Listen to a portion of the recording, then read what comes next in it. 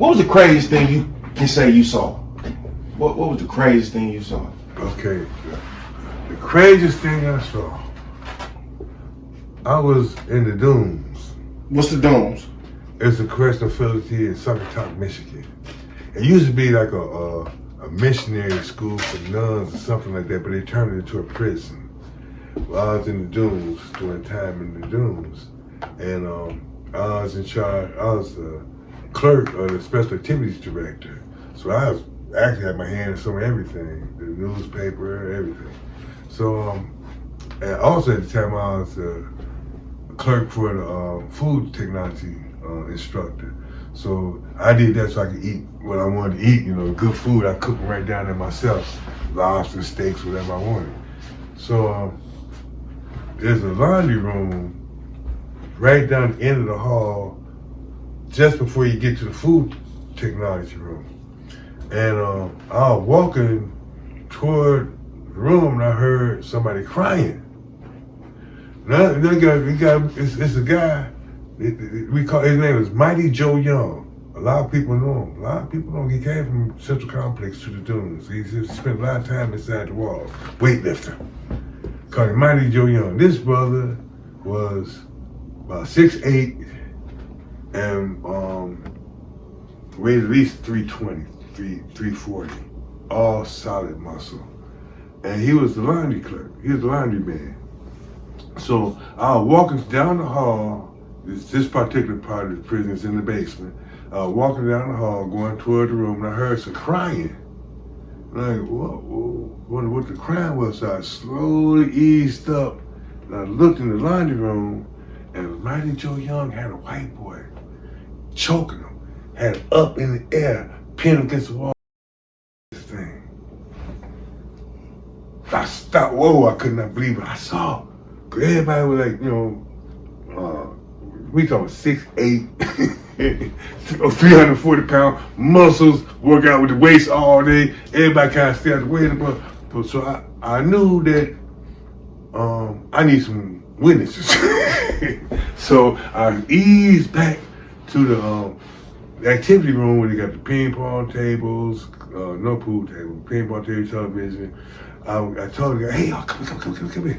So I took about 5 guys with me, and we tipped down the hall, and we peeked in the room, looked at them all, and said, oh, look at you. He put the boy down, oh, no, it ain't what you think, it ain't what you think. No, man, and so he got mad, tried to get, oh, you better not. And that's when I found out he was scared of knives. Because he's big. I'll pull my knife out, because I think he's ready to do something. I'm going to make him leak it, but he stopped after I found he was scared of knives. And from then on, he was under our thumb. Name Mighty Joe Young. Mighty Joe Young. 6'8", 6'7", 8? 6'8", all muscles. I seen, another crazy thing is Crying Shane. That's another homosexual female wannabe. And Crying Shane was 6'5". And his boyfriend was about 5'2". And his boyfriend would walk around. They walk around together. His boyfriend would carry a milk crate, them plastic milk crates. And so his boyfriend walked around with this plastic milk crate and hold a hand of this giant. This giant next to him. And whenever he get mad, he'll set the milk crate on the ground. Anybody been there, tell him, I'm not lying. He'll set the milk crate on the ground, stand on the milk crate and tell him, hold your head down. This big guy will hold his head down so he can slap him. What? Crying Shane, that's what we call him, Crying Shane. They had another guy that was homosexual. He was a young guy. He came in there. His name was, we called him 6'9", because he was actually 6'9". And he wanted to be a girl. He came in young, wanted to be a basketball player, strong, young man. Changed his mind, decided he wanted to be a girl. And that was some strange things. It seemed like at that time, all the biggest guys was gay. And they wanted to be female. They wanted to be what they call kinchers, And that was during the time they had a sick culture that if you're doing it just because you're in prison and you're giving, not receiving, then you're not gay. So I didn't like the concept, so I came up with this concept. Like I said, anytime, if you wonder what gay is, let me tell you what gay is. Anytime two people of the same sex do anything, get involved in any type of activity that causes any one of them to become aroused in any kind of way or reach some type of climax, then you've been involved in a homosexual act and you're gay. I'm not saying nothing wrong with it, but that's what you are. So you can't tell me that you can have sex with men while you're in prison, then when you get out of prison, you're not gay anymore. That's not the truth. I believe that's where a lot of download stuff come from. That same attitude. No. They're just men trying to hide the fact that they can't live themselves being gay, so they're trying to hide the fact that they're gay. Hey yo, I'm YoungEl and I'm rocking with DaVinciEl TV. Y'all tune in, make that subscribe. How you gotta get there, comment whether you like it or you hate it. Shouts out to Capo 1 and 2, the whole B Street mob, my baby Keisha, my mama, my nephews Jiggy Man, Tommy and them, Big Mama Nina. What up, though? So I was at Ken Ross with you, Hiawatha. And I remember vividly coming to you because I started, messing with the Moors, whatever. I dropped out the G's, came to you. I had asked you, hey man, what's the chain of command? What I do if I want to do something to somebody? And you had told me, hey man, he keep doing it, drop the world on his head. That was your exact words. Well, actually, the chain of command would have been you really was supposed to go holler at a mufti. Mm-hmm. But being that you and I already had a relationship, you understand me? Because at that time I was a drill, so we already had a relationship. So it was cool for you to bring that to me. It wasn't no biggie.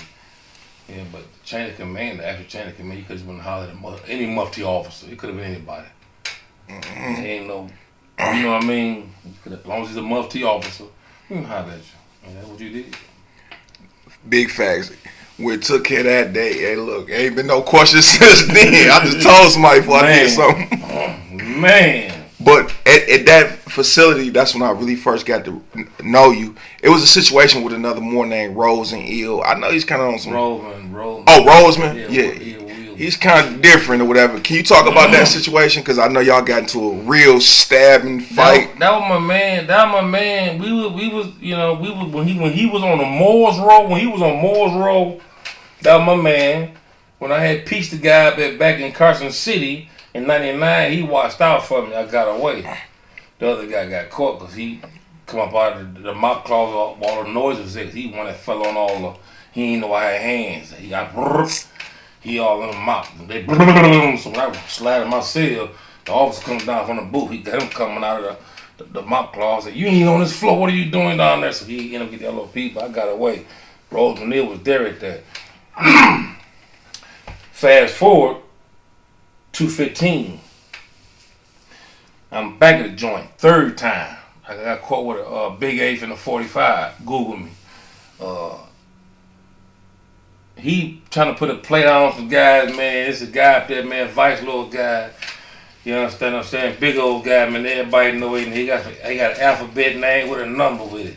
It's an alphabet number. It's an alphabet letter and a number. You know, so there's only one guy in the joint in the Michigan Department of Corrections with an alphabet and a number. So, long story short, dog making it happen.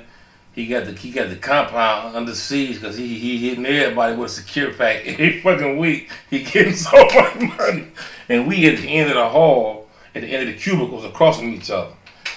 Now, mind you, at this time, the brother you spoke of, Rob Manil, he's the second lieutenant. I'm the drill once again.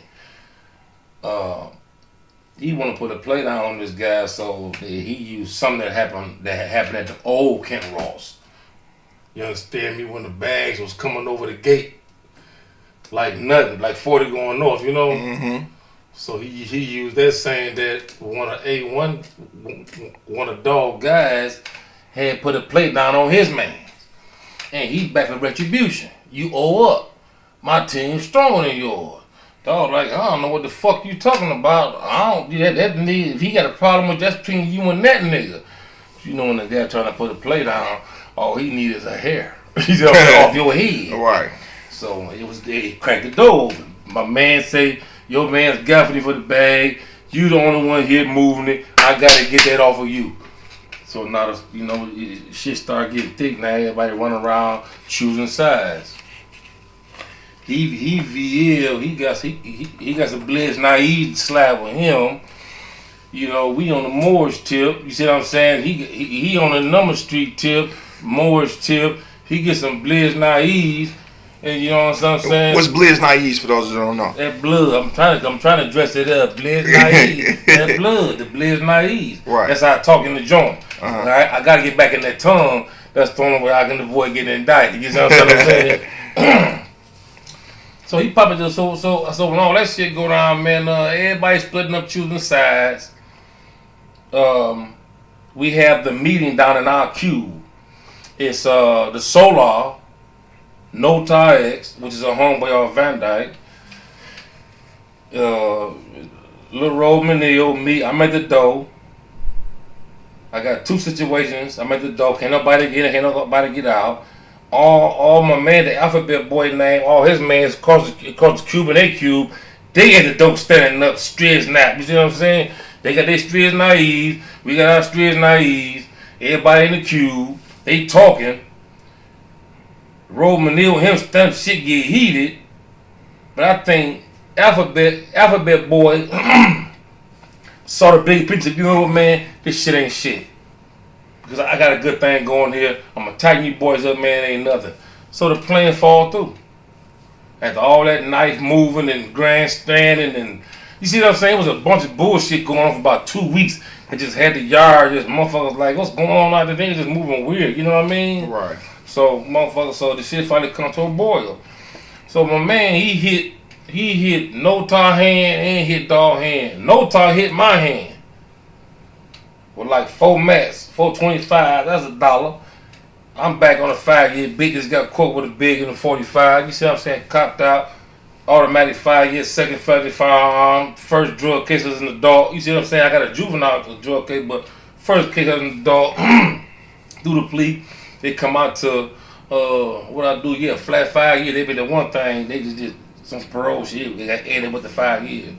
They tried to put another 5 years on it until they say it was 10 until the judge. I had to go back on appeal. He had to correct that shit. They were trying to be like, no. You got caught with a gun. That's that and violation of, you see what I'm saying? Another 5. So my judge had to clarify what the plea was and giving $10,000 to Marlon Evans. Man, he rest in peace also. If anybody knew who the lawyer Marlon Evans is, my cousin Shane gave me $10,000 to represent me. He took care of me. But he got a flat 5, no highs, no lows, all up under that gun. So these guys doing natural life anyway. What am I, a guy that's doing 5 years, running with guys doing natural life, putting down $30,000 plays? That's what they agreed to. He gonna get 10, dog gonna get 10, he gonna get 10. I know I'm finna eat off of that because I'm up under here, I'm moving weaponry, I'm securing shit, I'm on top of like I always do. Dog don't hit my hand. Turns out he didn't give it all to a boy. Can you explain what a boy is? What's a boy? A homicide. Okay. Somebody who's different. Mm-hmm. Somebody who like the same thing women like. Man, okay. You see what I'm saying? Right. Yeah. Somebody who like the same thing women like. So, when that word get out, I'm going to him like, yo, what's up, man? Holler at me. You know what I'm saying? He like, what? You see what I'm saying? He like, you know what I'm saying? I said, do the same thing dog just did. It don't go that way. So anyway, we have an argument in the bathroom. I can't verbatim say what the words was. But we get around to the cube. Now we in front of Notar, the homie.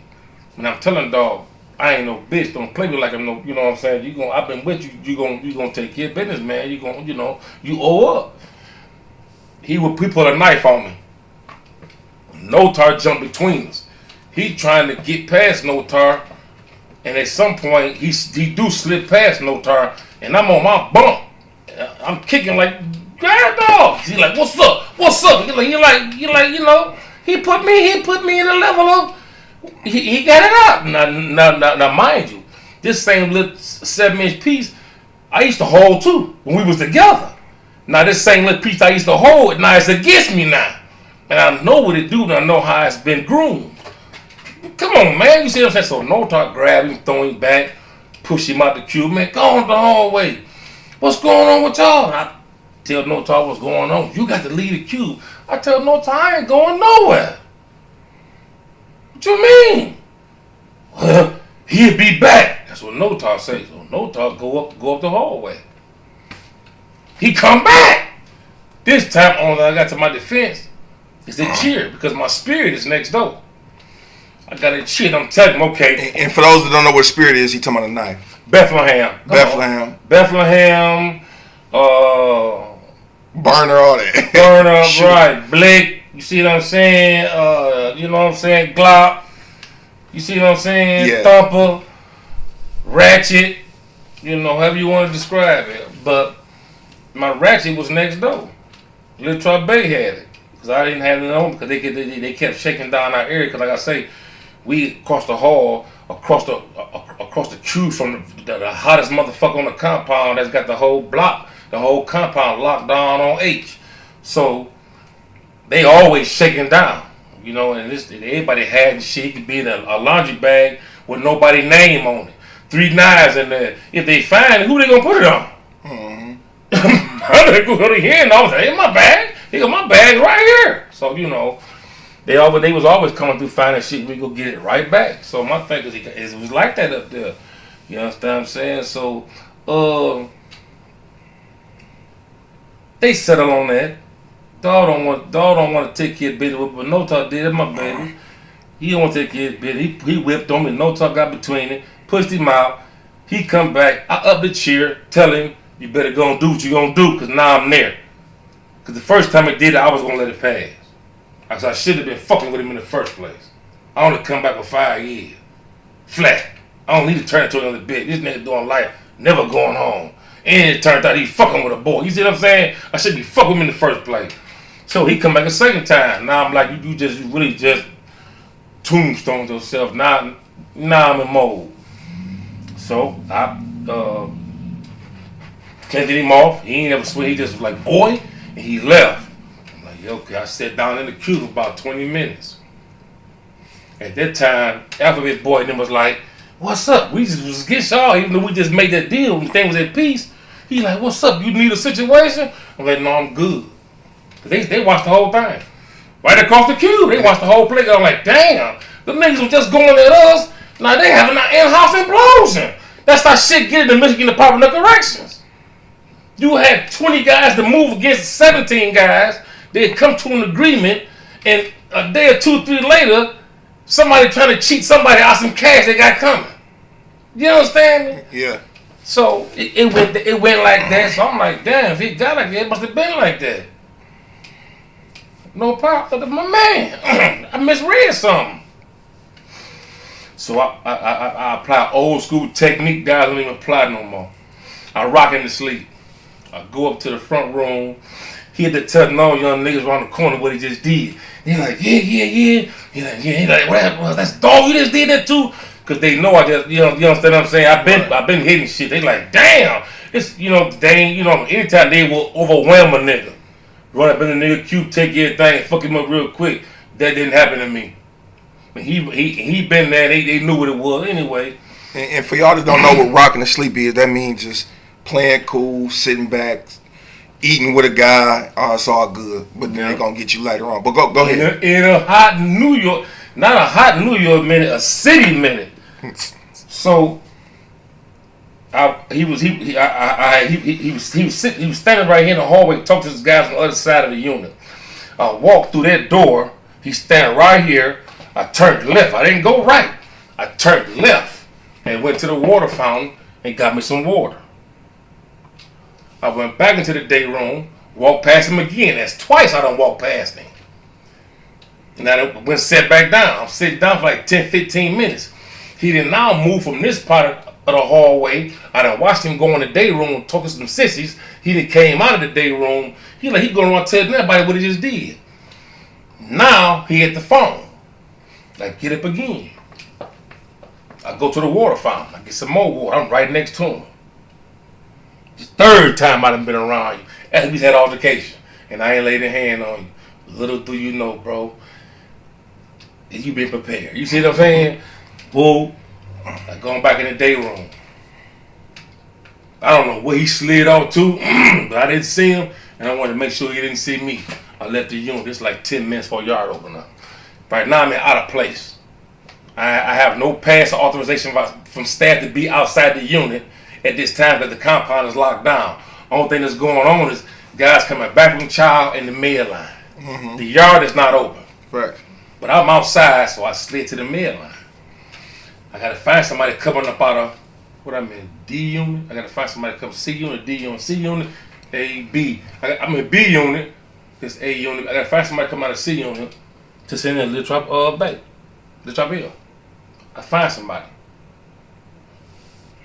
To this day, if y'all offer me $1 million, I can tell you who his brother was. But he went in to Little Trop Hill, got my spirit and brought it out to me. I took it, go to the mail line. Hop in mail line. I gotta burn like 7 minutes now. I'm just in mail line playing dummy, just blending in. By the time it's 3 minutes to a yard, I'm walking back towards the unit. While I'm in front of the unit, now no target came back from the lifers group. He trying to talk me out of, come on, homeboy. I said, listen, man, nice to see you. I ain't seen you in a minute, homeboy, but I'm about to go. And they called the yard. So I'm looking in the window. I see him coming around through the hallway from off the same side. I see him coming. So I'm going through the door now. So as he coming, I'm coming. It's kind of like he coming through the unit. I'm from outside coming. We meet up in the door. It's like kind of a blind spot. So as he pushed the doors open, he look up. His words to me was, oh, shit. I got on him. I hit him like 17 times. I got the paperwork right here. All the pictures and shit. I hit him like 17 times. Damn. Did he have a knife on him too? After I hit him the first, like 9 times, I hit him good. I let him up. And he kept saying, this is what you want? This is what you want? And some guy come out of nowhere and gave him that knife. That's what everybody was. Everybody strapped up there, man. It wasn't another mortar gave him a knife? No, I don't know what's going on. Here you go. Oh, yeah, I remember they checked. Like, yeah, give me that. I remember that. They chased after him, that, yeah. When Penny Bailey with the hitting everybody involved, I couldn't remember who dog was. Yeah. They ended up getting knowledge, too. Later on down the line. I remember they was it was like 6 muftis on them and they chased him to the front and they were slipping all over the ice. You want to tell that story? You tell that story. So after I bust him down, I get up. I said, he told me, what's what you want? I said, man, I said, Mo, you did this, Mo. I said, you did this. I was with you. You see what I'm saying? Mm-hmm. The guy come up. Because he already knew what time it was. We did the shit. He just whipped on me in the unit. He telling everybody in the unit. So, of course, he got dummies out holding for him while he's struggling. In case the police come out and things out. He ain't got nothing but this guy standing around him. That's how he's supposed to move. Mm-hmm. So, the guy gives it to him. He already lacerated in the face. His ear almost, they say his ear was cut off. The guy who was making the bars told me he sewed his ear back on and packed it with triple antibiotic ointment. And I hit him a lot in his chest. They said while he was on the way to the hospital, he almost died. It was a bunch of stuff going on. Anyway, man, he was wrong. When I went over to where the Grand Sheikh was at, which is Clary. The Grand Sheikh at that time was Dawes Bay. Dawes Bay, Clary. Yeah. Clary, Dawes Bay. Rockin' Red came out. Him with Lil Low X, Jules. What's up, my Eastside baby? Little Jules came out. And Rockin' Red was like, what's up, homie? I was like, everything good, big homie. So we all stand out in front of A unit. And they walk him out of B unit. And he handcuffed, like, doubled over, like something wrong with him. We see them. They walk him out. I'm standing over there. I got on different clothes, got all the blood washed off. It was bloody. It was bloody. Farmer Hill had to give me his coat. My coat had so much blood on it. But, I was the last one to go in. Everybody went in. When I went into the unit, man, they was in there waiting on me. As soon as I walked in the door, the police was like, young, you turn around, sit down, turn around. They able to put my head off, trying to see if I had any head wounds, which I did have some straight. Because when I was getting him, he called knowledge. Now he was like, knowledge, knowledge. And knowledge came up behind and had some more bullshit. A lot of knives that unseasoned steppers or hitters or shooters is not equipped with he worked with some bullshit. I ain't stuck to a guy with no nonsense. Especially if I do something to you. What he had was like a little Phillips screwdriver and a pin, melted down and pushed through in the pin. Yeah. With a sheet tied, pulled down over tight, and wound up so it looked like something. Right. But what the noise was sounding like when he hit me 4 times in the back of my head. That's what it sounded like. You see what I'm saying? And I was like, damn. I thought Cooper Hill was out here with me.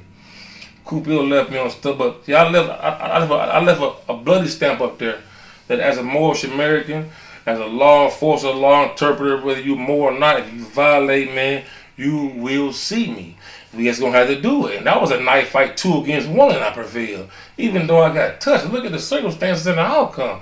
Nobody snitched on nobody. Mm-hmm. Nobody told that shit won't move. I was like, the bed fell on my hand. He was like, I don't know what you're talking about. They said they found me guilty, and you see what I'm saying? They found them not guilty. I don't know. But I know when they left the new Ken Ross, which was formerly Hiawatha, and when they went to Oaks, they tightened their ass up.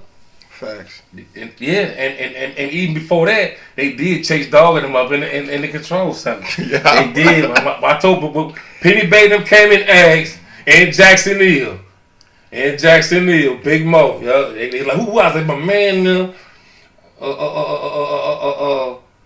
Nas, they be with him. They went down there, man. All you seen that guy boating across the compound. Everybody slipping, chasing, though. Who is this guy, YoungEl? Who is this guy? All my shit was in my bag when they caught up with me. Mm-hmm. All my shit, and when motherfuckers go to the hole, when you ain't nobody, you get ran. Your TV come up missing, your headphones, your gym shoes. Yeah, they gonna rob you, yeah. They peel your locker back. They get that shit. Yeah. And nobody ever get charged for it. In Michigan Department of Corrections, it's just a loss you have to swallow. Yep. Nobody, you can file all the grievances you want. You will not be compensated for the $300 in food, the $100 TV, whatever you had. You gotta buy that shit all over again. Yep. They will rob you when you go to the hole. I ain't never had that problem with no property issue. And for y'all that don't know, when you go to the hole, all your stuff left behind, they take you straight to the hole. So when people see that, they're gonna go stealing your stuff or whatever, depending on who you leave. The police will pull your shit from the cube. They tell the porter, get that shit up out of there and bring it up here. They'll drag your shit up front. They'll lock everybody down, and they're going to break. They'll be going through your shit. Yeah, it's a savage game. Going through your shit.